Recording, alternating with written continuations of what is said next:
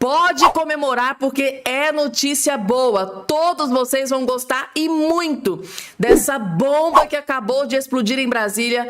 Grande autoridade acaba de renunciar o cargo. Não aguentou a pressão, acabou de assinar a renúncia e eu vou trazer essa informação completíssima nos mínimos detalhes e o motivo da renúncia. Aí é que vocês vão ficar de queixo caído.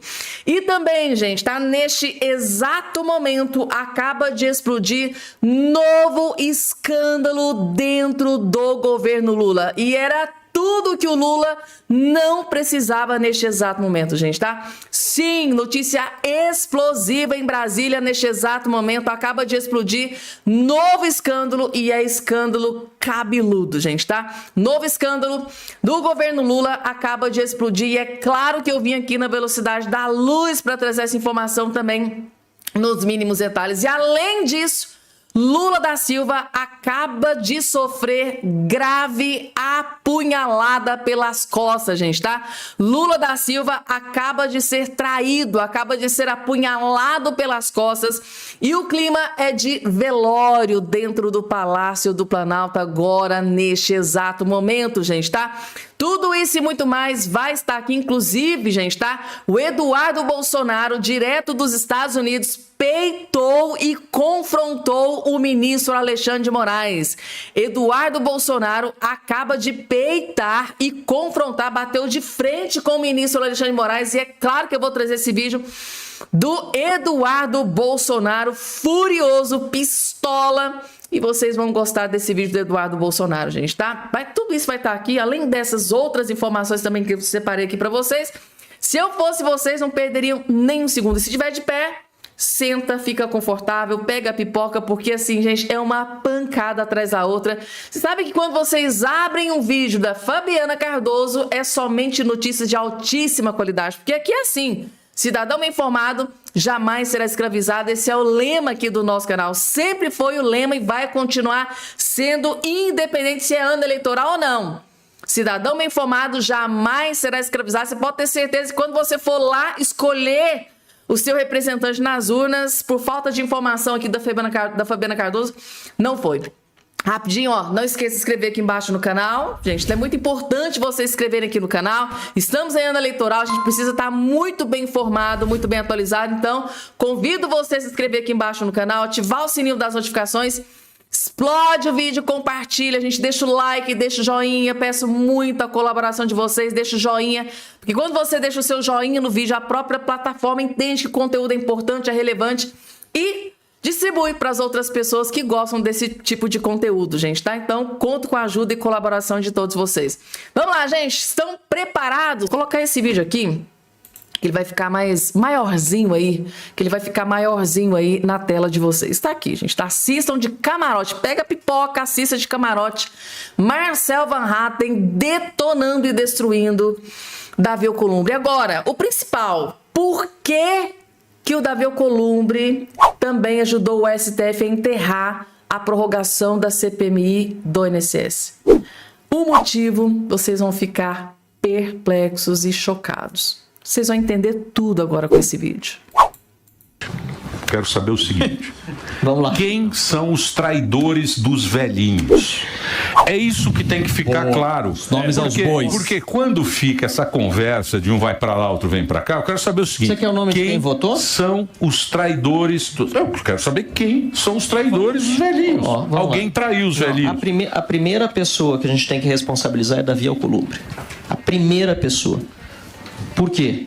Porque o requerimento que nós fizemos de prorrogação da CPI, que era completamente legal, pedindo 120 dias a mais de trabalho, foi protocolado no dia 19 de dezembro, com 175 assinaturas de deputados federais, 29 de senadores.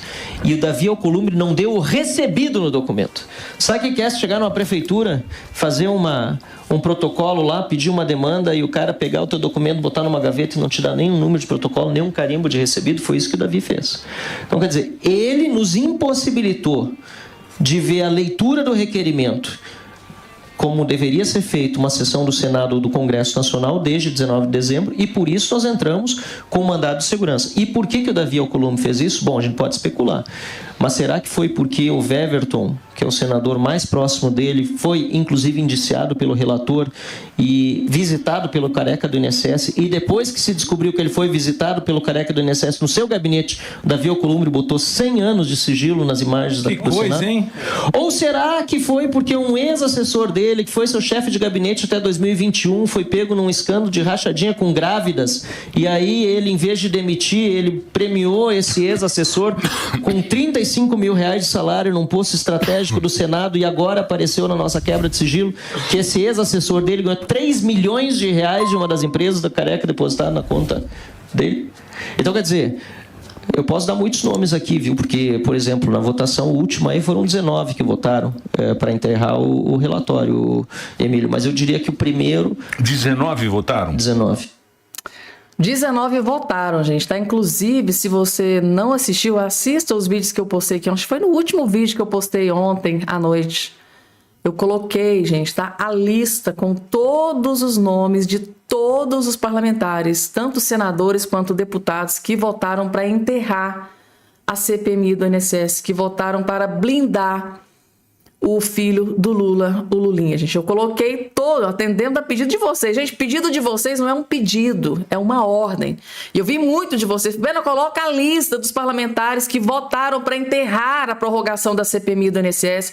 Coloca a lista dos parlamentares que votaram para blindar o Lulinha, o filho do Lula. Tá tudo aqui, gente. Acho que foi no último vídeo de ontem. Assistam os vídeos que eu postei aqui ontem, que vai estar... A lista completinha, todos os nomes, imagens do parlamentar, para que vocês... Acho que muito dificilmente vocês votarem em um desses parlamentares, mas se votou, tem que pensar bem nesse próximo pleito eleitoral, gente, tá? Tá lá. É isso, gente. Segundo Marcel Van Hatten, o principal traidor dos velhinhos que foram roubados, que foram lesados nessa quadrilha de escândalo de corrupção do INSS, Davi Alcolumbre, gente. E ele elencou aqui os motivos pelos quais o Davi Alcolumbre tinha vários motivos, né, para não querer a prorrogação dessa CPMI. E 2 foram explicadinhos aqui pelo Marcel Van Hatten. Deu para vocês entenderem, gente, tá aqui.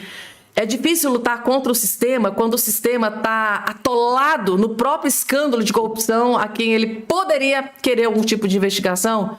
O cara vai querer investigação em cima daquilo que está vindo para cima dele, que está mostrando corrupção em cima de aliados dele. É basicamente impossível, né? É muito difícil, gente, você querer lutar contra o sistema. E agora, gente, desespero tá tomando conta do governo Lula, gente, tá? Segundo Paulo Capelli, o Lindbergh faria, como sempre, que ele não sabe fazer outra coisa a não ser judicializar tudo, ou seja, se eu não posso vencer, eu vou abater o inimigo. Se eu não posso vencer, eu vou derrubar o inimigo. E é isso que eles estão desesperados para fazer, mesmo que para isso eles tenham que pedir socorro para o STF. É o que o Lindbergh sempre fez, faz e sempre vai fazer. Se eu não consigo vencer, eu vou derrubar o inimigo. Se eu não consigo vencer o Bolsonaro, eu vou derrubar o Bolsonaro. Se eu não consigo vencer o Flávio Bolsonaro, eu vou derrubar o Flávio Bolsonaro. E assim por diante. Eles não vão desistir enquanto alguém surgir como ameaça contra Lula da Silva. O desespero tomou conta do PT e da esquerda, gente. Prova disso é isso aqui, ó. O deputado federal Lindbergh Faria, do PT, em ato de desespero, acionou nesta segunda-feira o STF contra o senador Flávio Bolsonaro após novas declarações do parlamentar sobre o sistema eleitoral brasileiro. Na notícia de fato, o deputado afirma que Flávio voltou a levantar suspeitas sem apresentar provas sobre a lisura nas últimas eleições. Segundo Lindbergh, as falas repetem uma estratégia já adotada por aliados do ex-presidente Bolsonaro, baseada em questionar o sistema eleitoral e antecipar uma narrativa de fraude em caso de derrota. Ou seja, deturpou completamente a fala do Flávio Bolsonaro, né? O Flávio Bolsonaro apenas pediu para que os órgãos internacionais ficassem de olho nas eleições aqui. Só isso. Ele não colocou nada em xeque, em dúvida, nada. Trata-se de uma operação política deliberada para envenenar o ambiente público, produzir desconfiança nas instituições e reabrir em 2026 o mesmo caminho discursivo que o ajudou a alimentar a ruptura institucional após as eleições de 22, afirmou o deputado. O parlamentar desesperado, tá? O Lindbergh Faria, desesperado, também cita declarações feitas por Flávio. Em um evento nos Estados Unidos, na ocasião, o senador disse haver provas de fraude e afirmou que no Brasil seria proibido investigar o processo eleitoral, além de defender pressão internacional como o pleito. Ou seja, ele pediu investigação. Isso é algum erro? Pedir investigação? Gente, coloca aqui embaixo a opinião de vocês, porque para muitos não pode. Não pode questionar, não pode ter dúvida, não pode. Né? Para o Lindbergh Faria, não pode, senão ele não estaria aqui acionando o STF na tentativa clara e desesperada de derrubar o Flávio Bolsonaro. Fabiana, mas por que será que eles estão desesperados? Tá aqui a resposta, gente. Você sabe que aqui no canal Fabiana Cardoso, a notícia é completa. Análise, gente, tá? Desempenho de Flávio nas pesquisas surpreende o entorno do Lula. Não só surpreendeu, como eles estão desesperados. Desesperados é a palavra correta. Tá aqui, gente, ó. Segundo o levantamento do Instituto Paraná Pesquisa divulgado nesta segunda-feira, em um eventual segundo turno das eleições presidenciais, na eleição presidencial, o senador Flávio Bolsonaro tem 45,2% nas intenções contra 44,1%, ou seja, Flávio Bolsonaro numericamente está à frente do Lula da Silva. Configurando empate técnico, mas numericamente o Flávio está à frente. Vamos dar nome aos bois aqui, né, CNN? Numericamente, Flávio Bolsonaro está à frente do Lula da Silva. Para desespero da esquerda alhada, gente. Para desespero da esquerda. Durante o Live CNN, o analista de política Clarissa Oliveira explicou que este crescente desempenho de Flávio Bolsonaro nas pesquisas eleitorais tem surpreendido o entorno de Lula. Vai contra tudo que estava sendo projetado nos bastidores pela equipe do presidente Lula.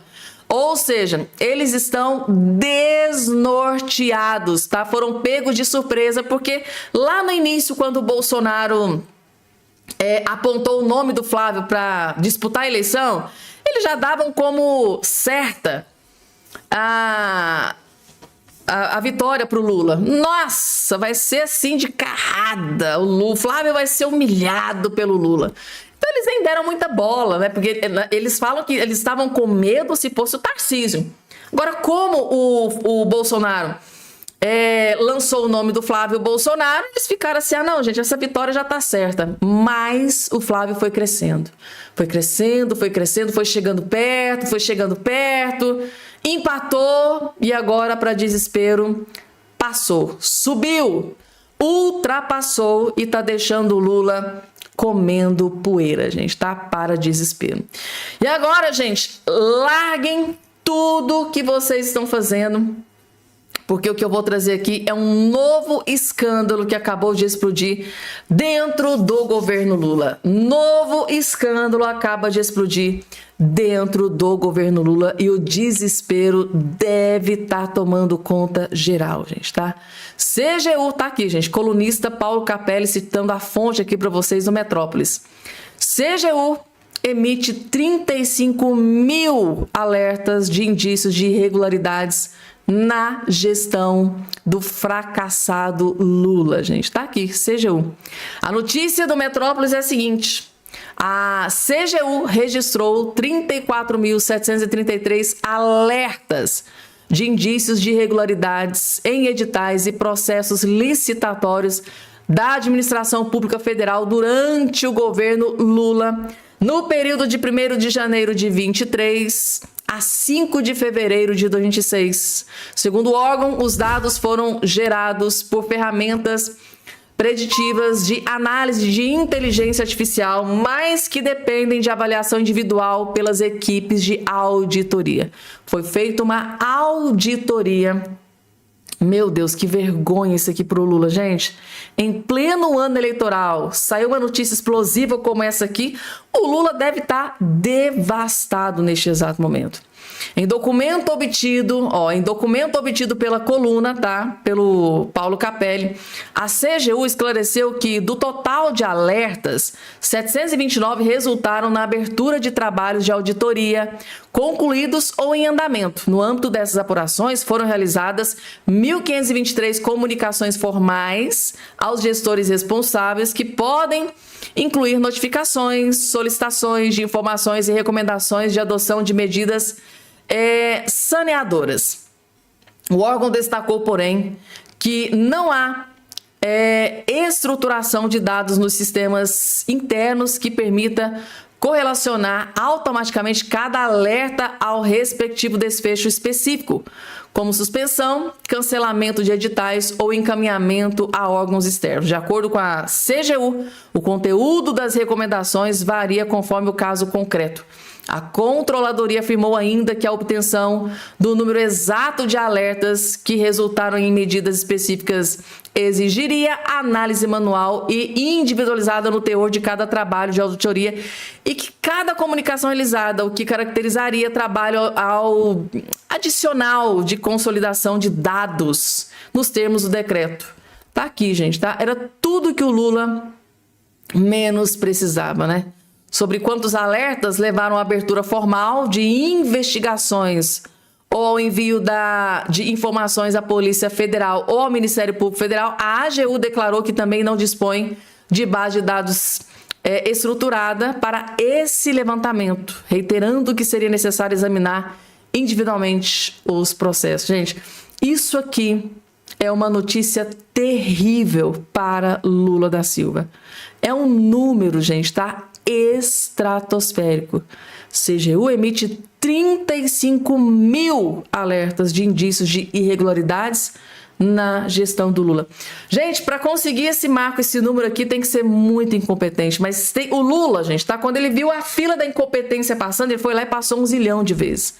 Porque, além de incompetente, Lula escolhe os ministros mais incompetentes da face da terra. Não é à toa que o Brasil tá nessa lama, né? Lula é um verdadeiro câncer para o Brasil. Quanto a isso, não há a menor sombra de dúvidas. Falando em tragédia para o Lula, gente, tá? Notícia terrível para o Lula foi divulgada agora pelo jornal O Globo.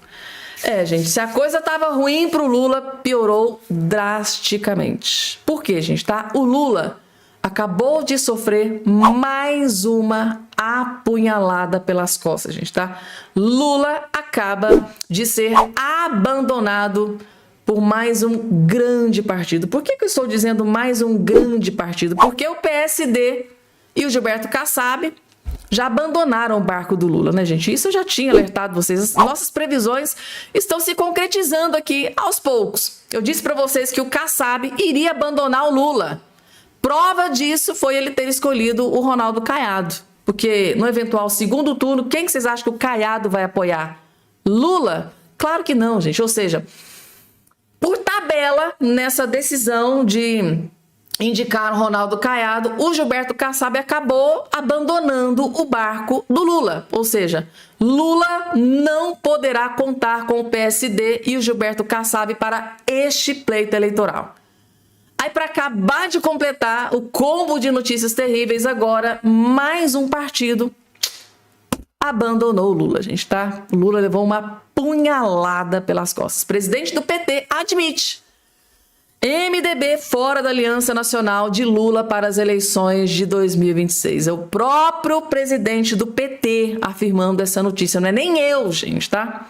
O presidente nacional do PT e coordenador da campanha à reeleição de Lula, o Edinho Silva, que é esse que está aqui, essa belezura que está aqui na tela, gente, tá? Afirmou que o partido já trabalha com a perspectiva de não contar em nível nacional com o MDB e PSD.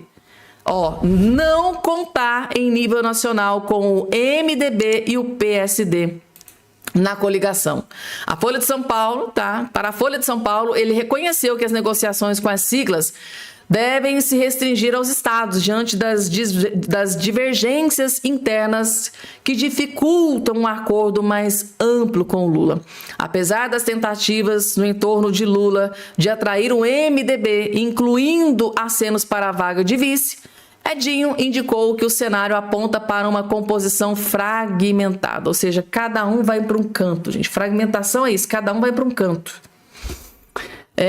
Penso que as alianças com o PSD e MDB serão construídas nos estados. Não creio em aliança nacional com esses partidos, ressaltando que é preciso respeitar as contradições dessas legendas no plano nacional. Tá aí, gente, tá? Para um bom entendedor, meia palavra basta. Os principais partidos podem estar aí abandonando Lula para todo sempre. Que diferença do último pleito eleitoral, né, gente? Ou seja, o Centrão definitivamente abandonando Lula da Silva. Gente, que fim triste o Lula tá tendo na sua vida política. É ou não é, gente, tá? Ou seja, eu tinha alertado vocês que o Gilberto Kassab é macaco velho da política, dificilmente ele iria apoiar o Lula, que está aí despencando nas últimas pesquisas. O Kassab costuma ser aquele cara ali que dá um tiro certeiro, né? Ele vai lá, analisa, gente, quem está na frente, quem que tá alavancando, quem que está caindo, quem que está descendo. Aí, gente, tá? Se ele escolheu o Caiado, que é mais alinhado com a direita, ele sabe muito bem onde ele quer chegar. E ao lado de quem que ele deve estar para ele conseguir o que ele quer. O Kassab, gente, não dá ponto sem nó, tudo que ele faz é por interesse. Se ele indicou o Ronaldo Caiado, a presidenciável, é porque ele sabe que lá na frente vai se aliar a Flávio Bolsonaro, para desespero de Lula da Silva. Vamos lá, gente. Tem gente da direita que está comemorando, gente, tá? Lula da Silva apunhalado pelas costas, até pelo MDB. Quem diria, gente, tá? Vamos lá, porque tem mais para trazer aqui para vocês, gente. Daqui a pouco, renúncia do cargo foi confirmada.